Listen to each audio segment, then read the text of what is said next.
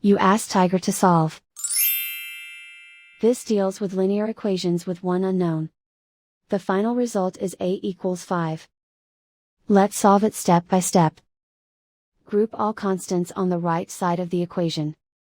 Add 1 to both sides. Simplify the arithmetic.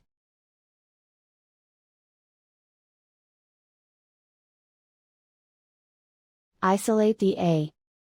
Divide both sides by 4. Simplify the fraction. Find the greatest common factor of the numerator and denominator.